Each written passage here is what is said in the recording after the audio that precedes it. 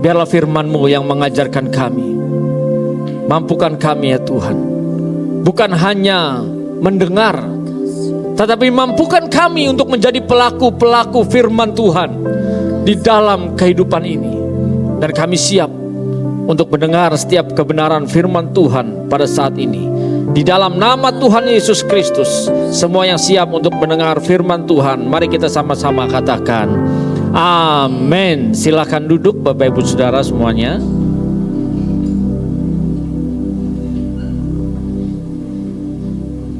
Shalom, selamat pagi menjelang siang. Sudah selamat siang kali sekarang ya.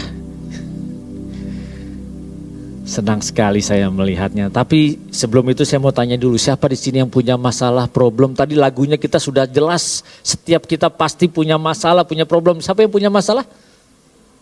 Orang saya tanya, yang punya masalah angkat tangan deh. Yang gak punya masalah angkat tangan. Loh, tadi yang angkat tangan cuma 10 dari 1000 nih. Yang lainnya kemana? Yang punya masalah angkat tangan. Pendetanya aja angkat tangan loh. Pendetanya aja angkat tangan, berarti pendetanya juga punya masalah. Yang punya masalah angkat tangan dulu, angkat tangan aja, jangan diturunin. Haleluya. Oke, silakan turunkan tangan. Terima kasih. Semua sudah jujur punya masalah, tidak ada yang tidak punya masalah. Ya, semua punya masalah, termasuk yang bicara di depan ini. Punya masalah, punya problem, punya badai. Banyak sekali yang harus kita hadapi. Sekarang bagaimana caranya supaya kita bisa menghadapi semua itu dengan baik? Bapak Ibu Saudara mau berubah cara hidupnya? Bapak Ibu Saudara mau berubah di dalam kehidupan ini?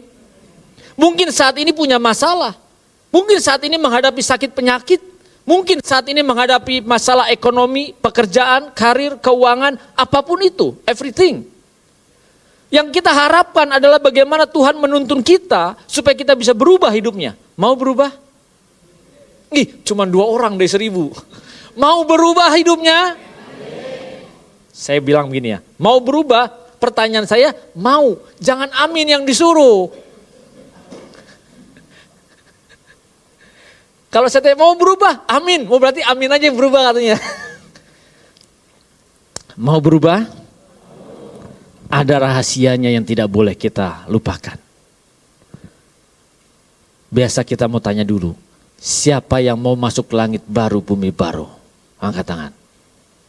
Malaikat, tolong catat.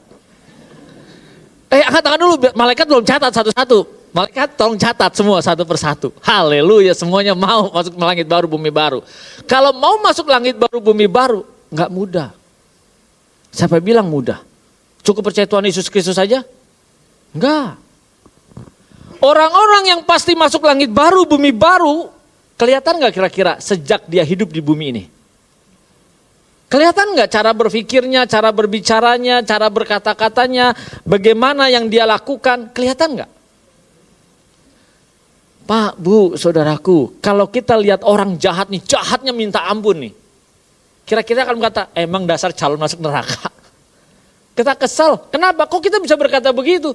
Karena perbuatannya, perilakunya. Nah, Bapak Ibu Saudara, apapun badai kehidupan dalam hidup Bapak Ibu Saudara dan saya, permasalahan apapun yang kita alami, kita pasti bisa melewatinya selama kita mengetahui syaratnya. Inilah rahasia yang bisa mengubah hidup kita, hidup Bapak Ibu Saudara dan saya. Yang bicara di sini juga belum bebas dari masalah, penuh dengan masalah. Yang bicara di sini pun penuh dengan penderitaan, penuh dengan problem, penuh dengan badai. Cuman cara kita ini yang berbeda-beda menghadapinya. Cara kita masing-masing tidak sama. Perlu diingatkan, masalah itu bukanlah masalah. Yang menjadi masalah adalah cara kita mengatasi masalah. Ini bukan iklan pegadaian ya. Bukan iklan pegadaian. Justru kita harus tahu nih caranya. Nah, mari Bapak Ibu Saudara, sebelum saya melanjutkan ke dalam firman Tuhan, coba semua perhatikan instruksi saya. Oke, angkat tangan kiri Bapak Ibu Saudara. Silakan turunkan tangan. Sekarang angkat tangan kanan Bapak Ibu Saudara. Silakan turunkan tangan. Stop, cukup, terima kasih buat responnya. Pertanyaan saya, siapa yang memerintahkan tangan Bapak Ibu Saudara untuk diangkat? Halo? Saya hanya men-trigger, tetapi yang menggerakkan tangan Bapak Ibu Saudara siapa? Bapak Ibu Saudara sendiri, pikiran Bapak Ibu Saudara sendiri. Ini kekuatan yang paling dahsyat di dalam hidup kita yang sering sekali kita lupa. Yang sering sekali kita tidak sadar. Kehancuran hidup kita berawal dari sini, dari cara berpikir kita. Kesombongan berawal dari mana? Dari sini. Dan tidak sedikit masalah-masalah yang kita hadapi itu juga berawal dari sini. Jadi kita harus sadar dalam hal ini Bapak Ibu Saudara, ini adalah bagian dalam hidup kita yang paling sangat penting. Kita sering lupa ini. Cara berpikir kita ini sering sekali sudah digeser dengan cara hidup yang seharusnya kita jalani dengan cara berpikir setan iblis. Setan iblis hampir ya, tidak selalu, hampir sudah tidak lagi memunculkan wajahnya di hadapan kita. Dia tahu ketika dia muncul, hei, sayalah genderuwo. Apa yang Bapak Ibu Saudara lakukan? Yang pertama biasanya lari kalau dia gak berani. Yang kedua, kalau dia punya iman kepada Tuhan Yesus Kristus, dia akan berkata, demi nama Tuhan Yesus Kristus nyala engkau. Betul gak? Tetapi saya sangat yakin itu sudah tidak ada lagi sekarang. Walaupun masih ada sebagian. Kok saya tahu? Ya karena memang orang tua saya itu dulu juga begitu. Banyak yang masuk, makanya saya mengerti.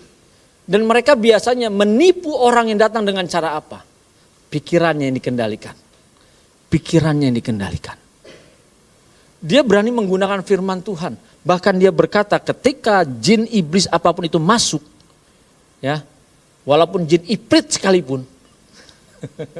Yang dianggap remeh jin ifrit sekalipun. Dia akan berkata begini. Kamu rajinlah berdoa. Kamu rajinlah ibadah. Kamu rajinlah sembahyang. Tuh, itu setan yang ngomong loh. Pak Buyung tahu dari mana? Orang tua saya dulu itu tukang bikin hu. Tahu hu? Ada yang tahu hu? Oke. Rumah orang Cina tahu? Suka ada kertas merah atau kuning kan? Di atas pintu kan? Itu namanya hu. Bapak Ibu Saudara jangan cuma tahu kalau begini-begini nih. Klok, diam. Bukan itu doang. Itu juga hu. Itulah jimat yang biasanya dibuat. Dan dulu papa saya itu sering sekali buat itu. Dan saya itu bagian motongin kertasnya. Ya. Setan iblis itu berusaha membuat kita seakan-akan dia benar. Kenapa yang dipengaruhi? Ini. Pikiran. Dia akan berkata, Bu silakan, udah rajin-rajin lah. Berdoa, sembahyang. Ya itu mah kita juga semua tahu ya enggak? Tapi setan iblis itu pakai cara seperti itu. Dia tidak muncul terang-terangan. Benaran. Enggak, dia enggak akan muncul. Nah, cara berpikir kita inilah yang diserang, yang digeser. Cara berpikir Bapak Ibu Saudara dan saya yang digeser. Sering sekali kita tidak menyadari. Banyak orang, karena saya kan memang dulu backgroundnya tidak percaya Yesus sebagai Tuhan dan Juru Selamat. Saya backgroundnya bukan orang Kristen. Saya pembenci Tuhan Yesus. Karena cita-cita saya dari kecil rambut saya dibotakin. Maaf Bapak Ibu yang tidak ada rambutnya. Rambut saya dulu cita-citanya dibotakin. Terus pakai jubah kuning. Paham dong ya? Itu cita-cita saya dari kecil. Dan bahkan saya sangat membenci kekristenan. Saya sudah jadi pandita di sana. Dan setiap saya berceramah, saya selalu menjelekkan yang namanya Tuhan Yesus Kristus.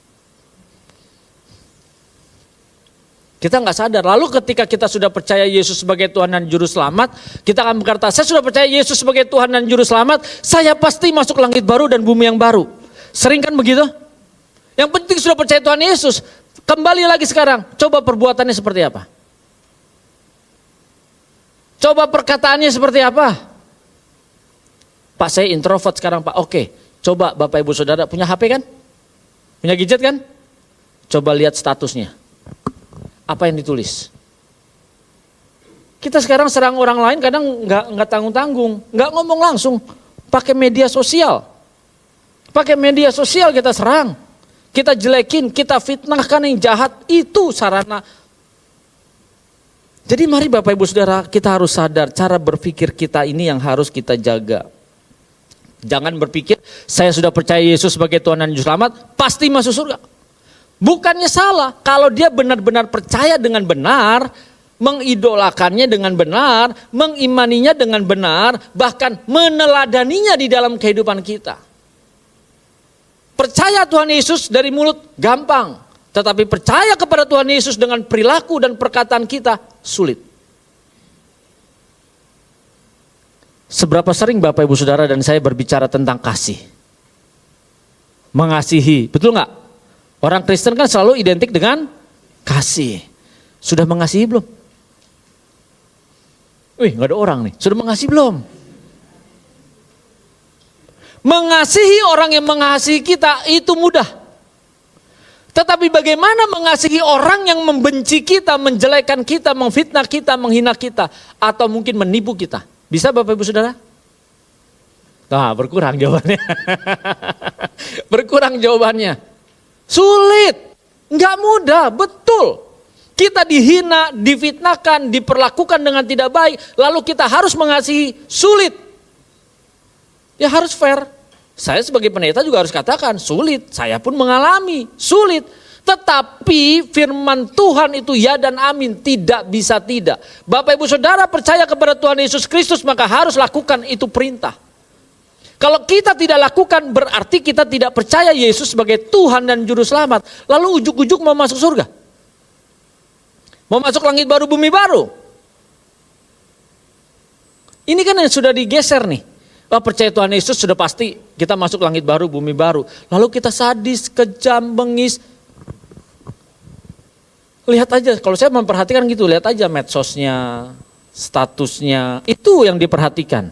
Kenapa status dan medsosnya? Pak, Bu, saudaraku, perusahaan-perusahaan di dunia marketplace, mereka kalau mau menerima karyawan, dia mau menerima sebagai yang baru masuk, yang diperiksa apa yang harus diberikan? Medsosnya. Medsos nomor 1. Ya, itu dilihat Facebooknya, Instagramnya, Twitternya, semua diperiksa. Kenapa? Begitu kita sudah mulai yang di situ ada tulisan-tulisan yang tidak benar, maaf, tidak diterima. Itu fakta. Bergeser kan dunia? Kita lihat pergeserannya. Orang merasa itu ya wajar lah namanya di medsos, tetapi inilah. Setan iblis menggeser kita. Jadi harus disadari inilah kekuatan kita, disinilah kekuatan yang paling luar biasa, disinilah landasannya. Makanya Bapak Ibu Saudara, kita tidak pernah bisa melarang burung terbang di atas kepala kita kan. Tetapi Bapak Ibu Saudara punya kekuatan, punya kuasa, punya power untuk menghalau supaya burung tidak bersarang di atas kepala kita. Bapak Ibu Saudara dan saya tidak bisa melarang pikiran-pikiran jahat terbangan di atas pikiran kita. Tetapi kita punya kekuatan, punya kemampuan untuk menghalau supaya pikiran jahat tidak bercokol di dalam pikiran kita. Itu salah satu contoh. Contoh berikutnya. Kita merasa bahwa hidup kita cuma satu kali, betul nggak? Firman Tuhan katakan kita hidup satu kali, betul tidak? Halo? Halo? Hidup Bapak Ibu Saudara dan saya satu kali tidak? Satu kali? Dan sering kita mendengar, karena hidup kita cuma satu kali, ya nikmati saja. Benar nggak? Benar atau salah itu? Hidup kita cuma satu kali, kita nikmatin saja. Jadi semaunya sendiri, sombongnya, galaknya, belagunya, semua kita lakukan.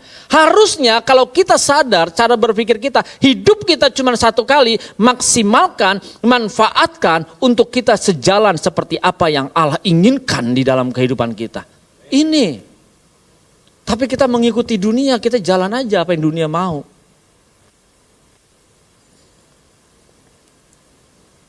Kesannya terlihat benar loh. Tapi mari kita buka dulu dari Roma 12 ayat 2. Kalau kita tidak baca firmannya nanti katanya, aduh Pak, kok gak ada dasar firmannya. Nah, kita lihat dulu firman Tuhannya. Roma 12 ayat 2. Janganlah kamu menjadi serupa dengan dunia ini, tetapi berubahlah oleh pembaharuan budimu sehingga kamu dapat membedakan manakah kehendak Allah, apa yang baik, yang berkenan kepada Allah dan yang sempurna. Ditekankan berubahlah oleh pembaharuan budimu. Maaf Bapak Ibu Saudara, sudah berubah belum? Ini firman Tuhan loh. Saya mau tanya lagi, percaya Tuhan Yesus Kristus? Yang percaya Tuhan Yesus Kristus angkat tangan. Malaikat silakan catat. Oke, turunkan tangan. Kalau percaya Tuhan Yesus Kristus berarti kita harus tunduk terhadap firman Tuhan ini. Karena ini perintah. Janganlah kamu menjadi serupa dengan dunia. Kalau ini perintah berarti harus kita lakukan. Kalau kita tidak lakukan, mohon maaf Bapak Ibu Saudara termasuk diri saya sendiri, kita tidak percaya Yesus sebagai Tuhan dan Juru Selamat. Mutlak, clear. Kalau kita percaya Tuhan Yesus Kristus sebagai Juru Selamat kita, tidak ada satu ayat pun yang kita lalui dan kita harus melakukannya. Karena jelas di sini perintahnya, berubahlah oleh pembaharuan budimu. Kapan berubahnya? Setiap saat. Makanya kita perlu berhati-hati. Inilah sekarang setan iblis gencar sekali berusaha menggeser cara berpikir kita. Dan kita tidak sadar kita membawa diri kita menjadi sefrekuensi dengan dunia ini. Menjadi sepikiran dengan dunia ini. Ketika kita tulis komentar status yang jahat-jahat, kita merasa itu biasa-biasa saja. Wajarlah seperti kebanyakan orang. Tetapi firman Tuhan katakan itu tidak wajar. Hati-hati Bapak Ibu Saudara. Jelas kalau kita tidak mau menyinkronkan, menyelaraskan, menjadi satu frekuensi dengan Tuhan, kita akan sama dengan dunia ini. Mutlak, clear. Siapa yang pernah tahu radio zaman dulu? Saya rasa di sini 90% tahu sih mestinya ya. Kalau saya melihat dari wajah-wajahnya harusnya tahu. Radio zaman dulu, ingat yang diputar-putar, krek gelombangnya? Siapa yang pernah ngalamin? Angkat tangan. Ayo. Cuma 50%. Haleluya. Oke, silakan. Makasih. Itu kan kalau diputar, apalagi TV ya, TV. Diputar, set. Kalau misalnya tidak pas frekuensinya, apa yang terjadi? Kresak. Banyak noise-nya kan? Enak gak kira-kira dengernya? Nggak enak. Saya pernah ngalamin begini Bapak Ibu. Saya dulu waktu itu, saya punya TV. TV-nya mesti diputar gelombangnya. Ada ya? Saya lupa tahun berapa itu. Diputar nih udah tepat nih, gambarnya bagus, nggak perlu lagi naik putar antena, nggak perlu, putar udah pas bagus ya. Banyak noise-nya. Apa? Waktu itu saya tinggal di daerah Cikupa. Itu di atas rumah saya itu jalurnya pesawat terbang turun dan naik. Jadi sudah tepat, pesawat terbang lewat. Apa yang terjadi? Geser. Frekuensinya geser, harus diputar lagi supaya tepat, gambarnya jelas, jernih, bagus itu. Kalau sekarang udah enak, udah digital. Itu yang saya alamin. Kalau frekuensinya tidak tepat, noise-nya banyak. Nggak enak dinikmatinya, nggak enak didengar, nggak enak dilihat. Pak, Bu, saudaraku, kalau kita tidak sefrekuensi dengan Tuhan Yesus Kristus, hidup kita tidak enak dilihat. Perkataan kita tidak enak didengar. Jadi sekarang bagaimana kita bisa berubah cara hidup kita, bagaimana kita bisa merubah gaya hidup kita, tidak ada cara lain lagi, harus memaksa diri Bapak Ibu Saudara dan saya untuk sefrekuensi, sepikiran dengan Bapa di surga. Harus dengan Bapa di surga, kenapa? Kan mau berkenan di hadapan Bapa kan? Gak ada yang mau berkenan ya? Saya akan ke tengah-tengah kalau gak ada yang jawab. Mau berkenan di hadapan Bapa di surga? Saya mau tanya sebelah sini. Maaf Bu Gembala. Mau berkenan di hadapan Bapa di surga? Mau. Berarti kita harus sefrekuensi dengan Dia. Sepikiran dengan Dia.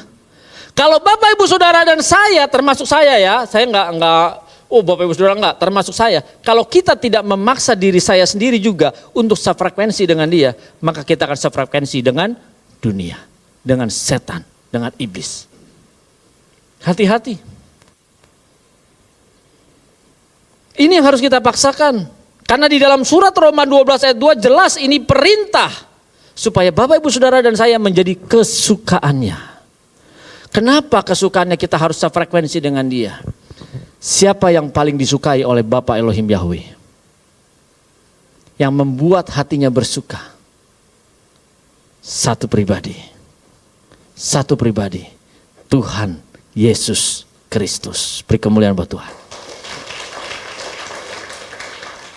Jadi kalau kita mau membuat berkenan diri kita di hadapan Bapa di surga, tidak ada cara lain lagi kecuali kita menjadi serupa dengan Yesus Kristus Tuhan.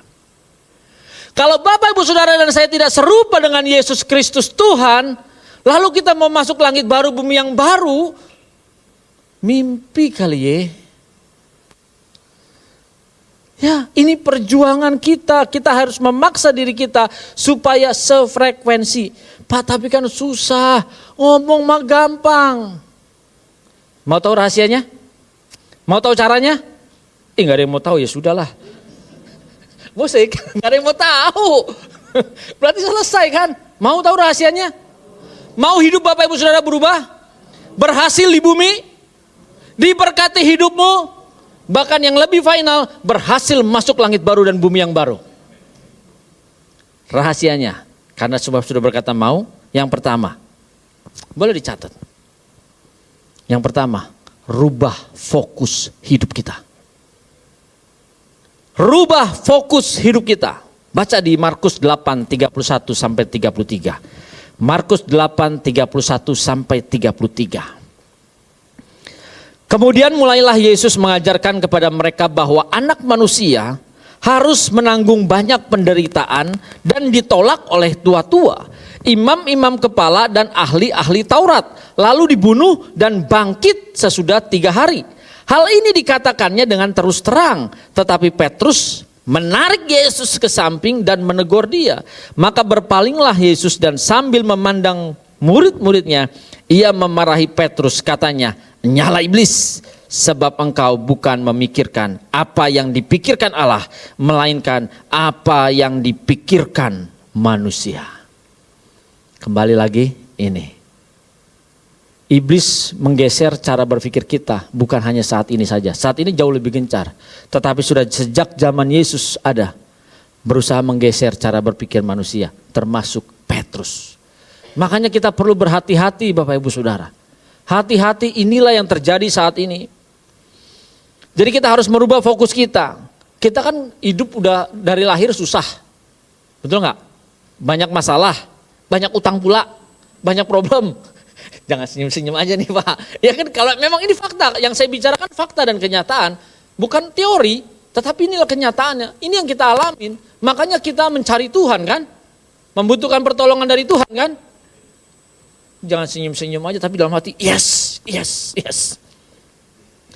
Rubah fokus hidup kita. Kalau fokus hidup kita hanya menyenangkan diri kita sendiri sampai di bumi, kita tinggalkan semuanya itu dan sia-sia. Apa sih sekarang yang Bapak Ibu Saudara miliki? Kekayaan, kehormatan, jabatan, titel. Semua ditinggalin gak?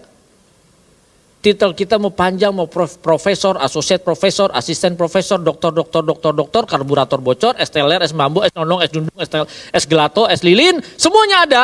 Pertanyaan saya, nama itu dicantumin gak di batu nisan? Lah, gak dicantumin di batu nisan, lu kita mau sombong dengan semua itu. No. Itu sering sekali jadi fokus kita.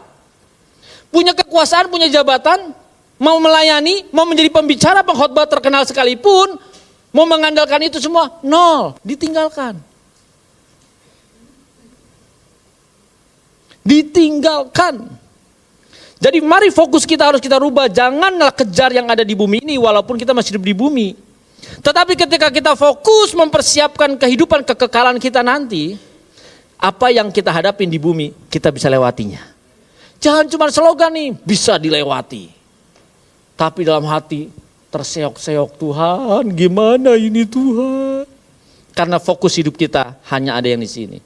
Bukannya salah Bapak Ibu Saudara, tetapi apa yang terutama. Ketika kita fokus kepada Tuhan Yesus Kristus, kepada kehidupan kekekalan kita, walaupun kita dibawa masuk dalam lembah kekelaman, Bapak Ibu Saudara tidak merasakan kekelamannya hidup ini. Walaupun kita ada di dalam lembah kekelaman. Ketika Bapak Ibu Saudara dan saya dibawa naik ke lembah pujian, kita tidak akan terjatuh karena pujian-pujian orang. Karena fokus kita hanya memandang Tuhan Yesus Kristus. Inilah frekuensinya harus kita arahkan setiap hari. Yang kedua fokusnya, tadi belum yang pertama, ini bagian yang kedua dari merubah fokus. Yang pertama tadi bagaimana kita menyelesaikan tugas Bapak setiap hari. Tugas Bapak setiap hari. Ingat ya, yang masuk ke dalam kerajaan surga bukan cuma mengaku sebagai orang Kristen, tetapi yang melakukan tugas Bapa. Yang kedua berikutnya, bagian yang B-nya, kita harus fokus terhadap apa? Perasaan Bapa. Ini yang memampukan kita bisa merubah diri kita, bisa sefrekuensi dengan Allah. Inilah caranya dan inilah rahasianya sehingga kita bisa mengalami perubahan demi perubahan di dalam hidup ini. Mungkin saat ini Bapak Ibu Saudara tidak menyadari itu. Saya pun sama. Dulu saya juga arogan. Suka marah. Wah, nggak mau dikalahin. Kalau nyetir mobil disalip sama orang, salip lagi. Kalau nggak bisa, salipkan dia. Nggak pernah kita pikir salipkan diriku sendiri. Betul nggak? Ini kan yang sering kita lakukan. Ayo bapak-bapak yang suka bawa mobil nyetir. Apalagi naik motor. Fokus kita harus ke perasaan Bapa. Sebelum saya lanjut, ini pertanyaan saya nggak pernah bosan nanyain loh. Pak, Bu, ngomong dulu atau mikir dulu baru ngomong? Saya mau tanya, yang mikir dulu baru ngomong angkat tangan. Jujur, malaikat silakan catat. Langsung begitu malaikat tangannya langsung turun. Malaikat silakan catat. Ayo angkat tangan dulu. Kok ragu-ragu sih angkat tangannya? Oke, mikir dulu baru ngomong. Oke, good. Cuman 10 orang dari 1000 orang. Yang ngomong dulu baru mikir, angkat tangan. Malaikat catat. Ini cuma pendetanya angkat tangan. Yang lain gak ada angkat tangan. Yang gak punya jawaban silakan. Pak, Bu, kemana ini? Astaga, ragu, takut nih.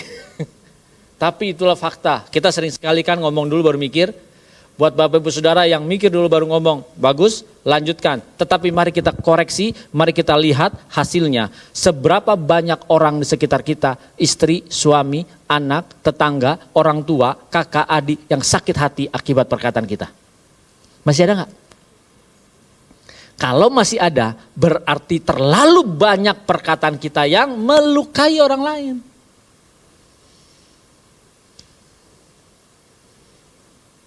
Ingat loh, orang di luar sana itu sering sekali kita berpikir bahwa dia tidak mau percaya Yesus sebagai Tuhan dan Juru Selamat karena Tuhan Yesusnya.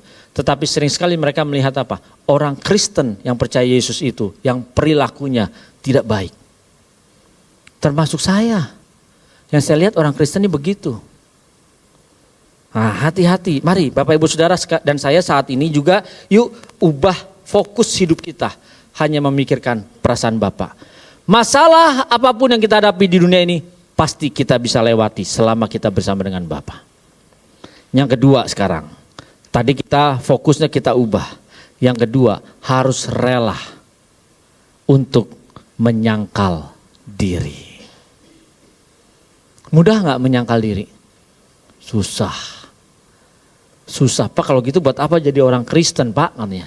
Lah memang inilah fakta dan kenyataannya kok. Saya dulu juga begitu, setiap minggu pendeta datang ke rumah. Waktu saya masih keyakinan yang lama ya. Waktu cita-cita saya dibotakin nih. Itu setiap minggu pendeta datang ke rumah. Dan setiap minggu pula saya bohongin pendeta. Pendeta datang ke mama saya di rumah juga. Koh, Ci, ayo Buyung ke gereja.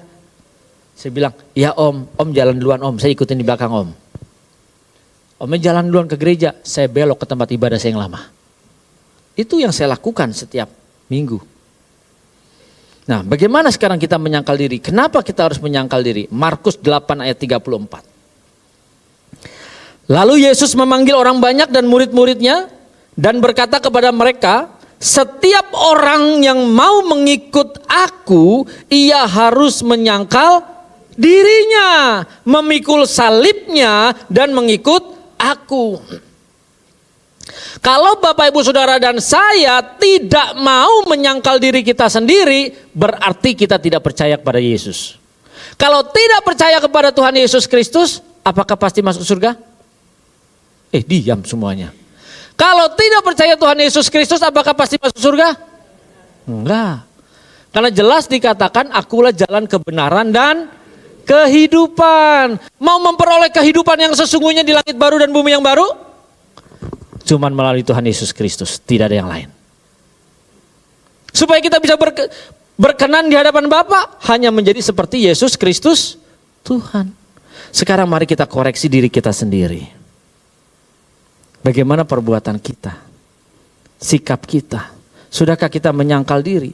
Mungkin Bapak Ibu Saudara ada yang sukses, ada yang berhasil. Mungkin gelarnya belerot panjang tadi, ya. Lalu kita membanggakan diri kita. Itu harus disangkali semuanya. Harus disangkali. Yang muda-muda juga nih sama nih. Oh berat apalagi nih. Pak jangan yang muda-muda, yang tua-tua. Sama berat juga, lebih berat malah. Udah banyak makan asam garam dunia ini kan. Kan sering begitu kan, kita yang sudah usia-usia lanjut nih berkata begitu. Ya kamu baru kemarin, ini lihat dong gue. Udah banyak makan asam garam dunia ini, makanya bludrek. Darah tinggi, merasa sudah berpengalaman.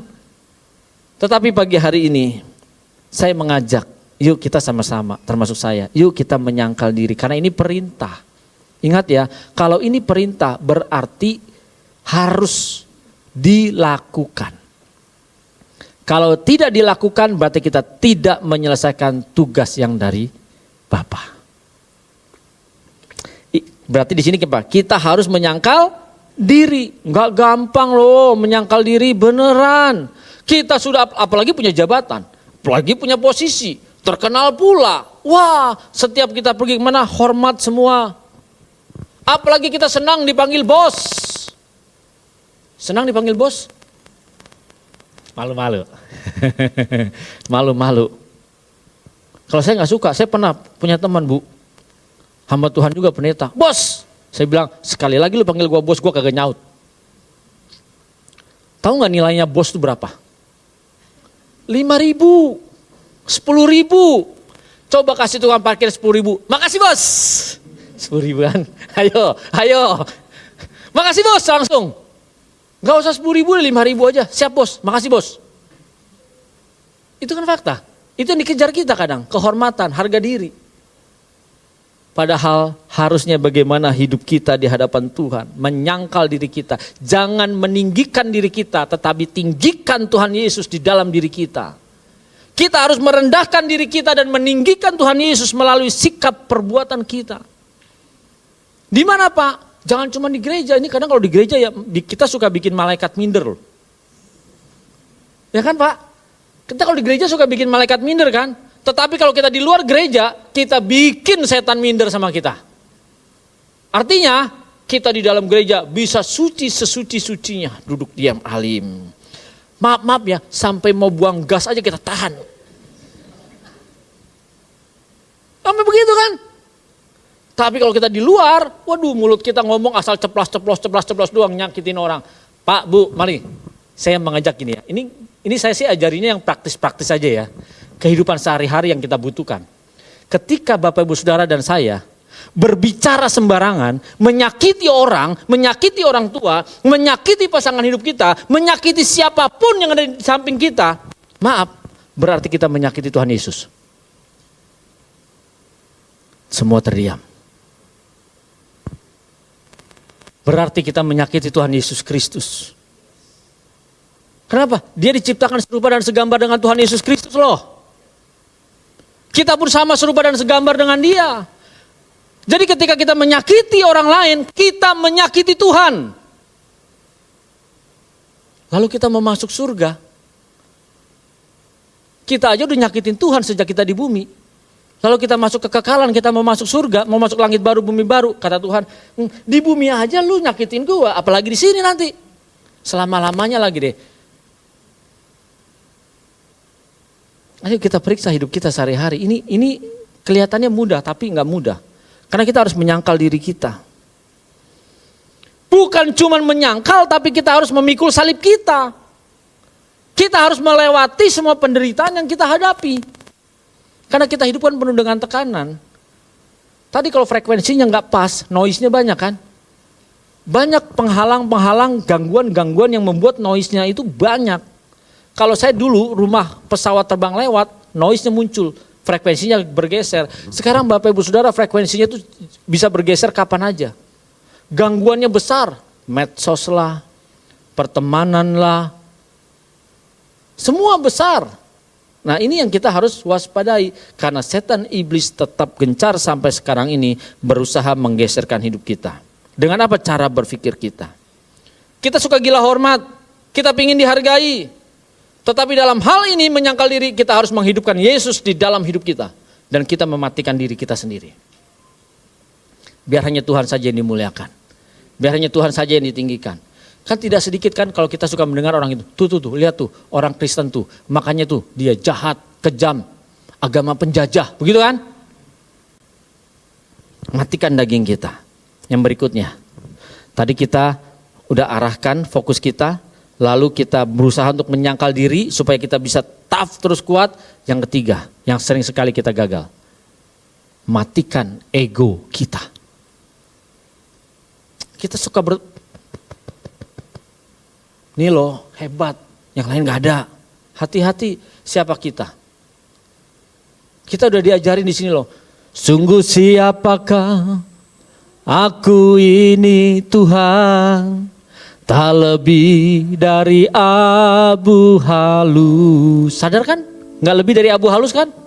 Abu halus nih di sini nih. Terbang gak?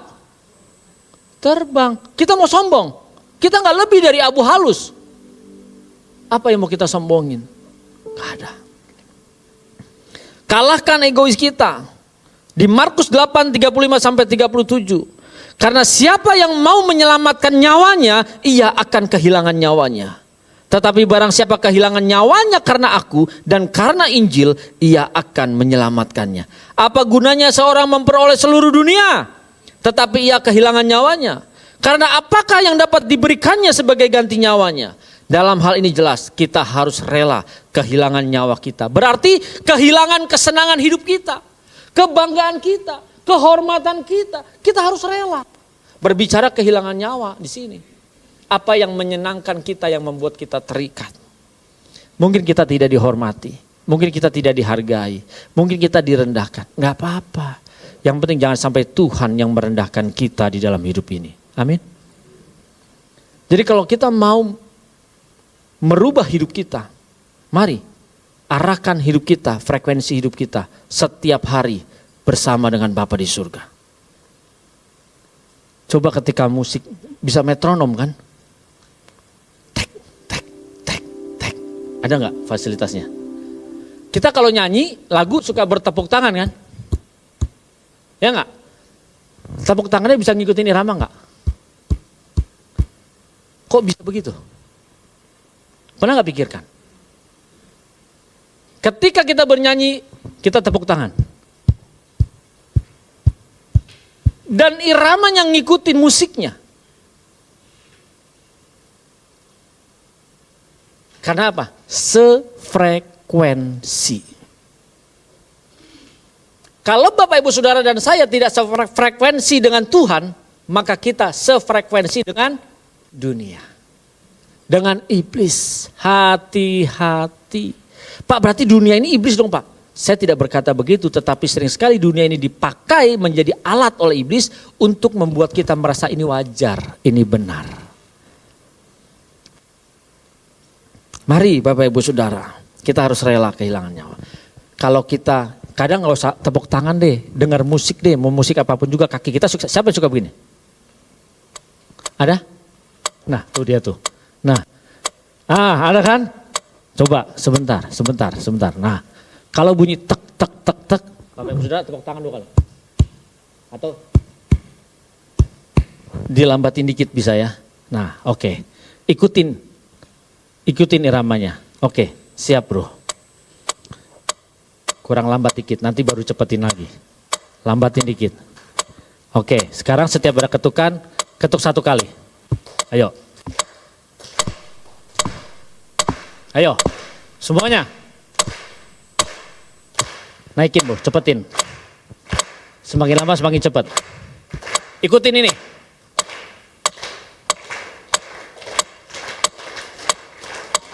Oke, stop. Kok bisa? Karena berusaha menyamakan frekuensinya. Ya kan? Seirama. Bapak Ibu Saudara mau masuk langit baru, bumi baru. Maka kita harus sefrekuensi dengan Tuhan. Setiap saat. Beri kemuliaan buat Tuhan. Kalau kita tidak sefrekuensi dengan Tuhan, kita pasti masuk ke tempat yang paling mengerikan, yang hanya ada kegelapan dan ratap gigi di sana. Yang hanya ada kertak gigi di sana. Mengerikan. Mari. Kalau hidup kita di dunia ini banyak masalah, jangan fokus sama masalahnya. Masalah pasti ada, nggak mungkin nggak. Orang nih kita keluar aja nanti ada masalah lagi kok di depan. Besok ada masalah lagi kok, nanti sudah ada masalah. Masalah pasti ada, pasti datang. Udah ngantri. Dia suka sama kita kok, nggak apa-apa. Ingat Allah turut bekerja dalam segala sesuatu untuk mendatangkan kebaikan. Makanya jadikanlah semua keadaan dalam hidup kita ini membuat kita seirama bersama dengan Tuhan. Tuhan memberkati.